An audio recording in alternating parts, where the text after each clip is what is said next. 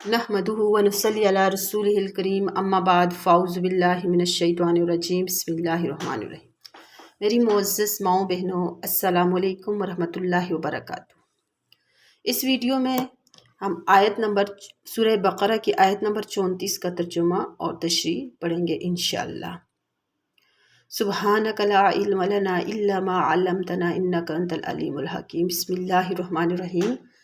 वइज़ क़ुल्ना लिल मलाइकति इसजुदू लिआदम फसजदू इल्ला इब्लीस अबा वस्तकबर वकान मिनल काफिरीन। वइज़ क़ुल्ना, और जब हमने कहा, लिल मलाइकति फरिश्तों से, इसजुदू कि तुम सजदा करो, ली आदम अलैहिस्सलाम को, फसजदू तो पस उन सब ने सजदा किया, इल्ला मगर इब्लीस ने इनकार किया, इब्लीस ने नहीं किया, इल्ला मगर इब्लीस अबा उसने इनकार किया, वस्तकबरा और तकबर किया, वकान और हो गया, मिनल काफिरीन काफिरों में से।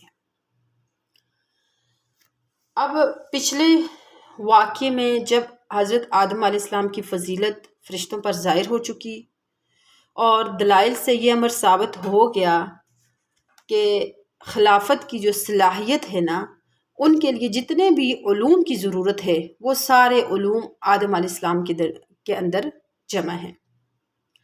यानी वो सारे उलूम जो हैं वो आदम अलैहिस्सलाम में मुश्तमिल हैं। मलाइका को इनमें से बाज़ उलूम हासिल हैं और जिन्नों को तो बहुत ही कम हिस्सा इन उलूम का हासिल है।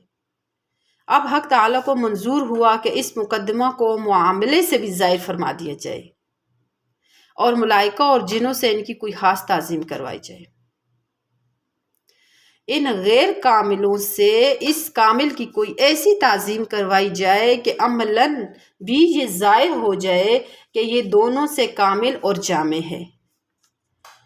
जब तो ये इन दोनों की ताज़ीम कर रहे हैं, इनसे ज़ाहिर है कामिल भी हैं और जामे भी हैं, इसलिए तो ये दोनों यानी फरिश्ते और जिन आदम अलैहिस्सलाम की ताज़ीम कर रहे हैं। गोया बज़ुबान हाल कह रहे हैं कि जो औसाफ हम में अलग अलग हैं वो इनके अंदर यकजा हैं। यानी जो औसाफ हम में अलग अलग, एक के पास इल्म का थोड़ा ज़्यादा हिस्सा था, दूसरे के पास उससे कम, जबकि हज़रत आदम अलैहिस्सलाम के पास उन दोनों के इल्म का मजमुआ था। इसलिए जो अमल ताज़ीमी तजवीज़ फरमाया गया, इसकी हिकायत ज़िक्र फरमाते हैं कि हमने फरिश्तों को हुक्म दिया कि आदम को सजदा करें। सब फरिश्तों ने सजदा किया मगर इब्लीस ने सजदे से इनकार किया और वो गुरूर में आ गया। अब यहाँ पर एक सवाल यह है कि क्या सजदे का हुक्म जिन्नात को भी था?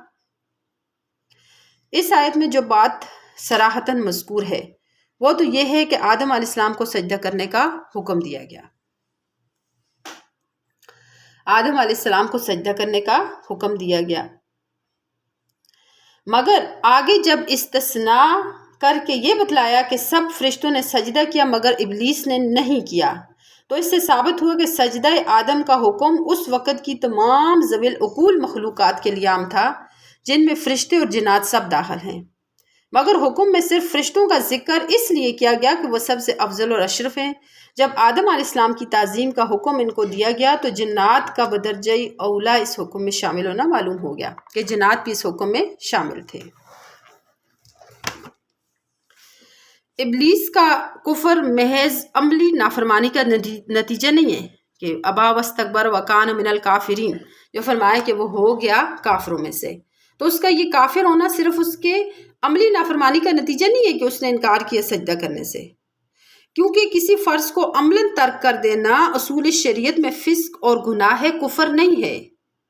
इब्लीस के कुफर का जो असल सबब था ना, वो हुक्म रब्बानी से मुआरिज़ा और मुकाबला करना था, मुआरिज़ा और मुकाबला करना था कि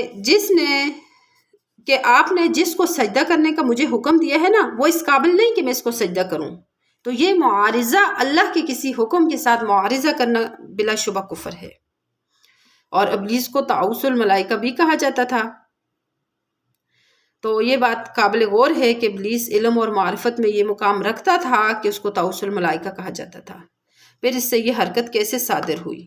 بعض علماء نے فرمایا کہ اس کے تکبر کے سبب سے اللہ تعالیٰ نے اس سے اپنی دی ہوئی جو معرفت، علم اور فہم کی دولت تھی نا، جو دولت اللہ نے اس کو عطا کی تھی، تو وہ دولت اللہ نے سلب کر لی، اس لیے یہ ایسی جہالت کا کام کر بیٹھا۔ اور بعض نے فرمایا کہ حب جاہ اور خود پسندی نے حقیقت پہچاننے کے باوجود اس کو اس مصیبت میں مبتلا کر دیا۔ تفسیر روح المعانی میں اس جگہ ایک شعر نقل کیا جس کا حاصل یہ ہے کہ بعض اوقات کسی گناہ کے وبال سے تائید حق انسان کا ساتھ چھوڑ دیتی ہے تو اس کی ہر کوشش اور عمل اس کو گمراہی کی طرف دھکیل دیتا ہے، جیسے کہ شعر میں آتا ہے اذ لم یکن عون من اللہ للفتى فاول ما یجنی علیہ اجتہادہ۔ انسان کی جب اللہ تعالیٰ کی طرف سے مدد نہ ہو تو اس کی کوشش ہی اسے گمراہی کی طرف لے جاتی ہے۔ روح المعانی میں اس سے یہ بھی ثابت کیا کہ انسان کا ایمان وہی معتبر ہے جو آخر عمر تک ساتھ رہے۔ موجودہ ایمان، عمل اور علم اور معرفت پر غرور نہیں کرنا چاہیے، کیونکہ ہو سکتا ہے کہ اللہ تعالیٰ ہماری کسی نافرمانی گناہ کے سبب ہم سے یہ نعمت چھین لے۔ اس لیے ہمیشہ اللہ سے یہ دعا کرنی چاہیے، اللہ تو ایمان پہ خاتمہ فرمانا، ایمان کے ساتھ زندگی گزارنے کی توفیق عطا فرمانا اور ایمان پر ہمارا خاتمہ فرمانا، کیونکہ ایمان وہی قابل قبول ہے، وہی معتبر ہے جو آخر عمر تک ساتھ رہے۔ وما علینا الا البلاغ۔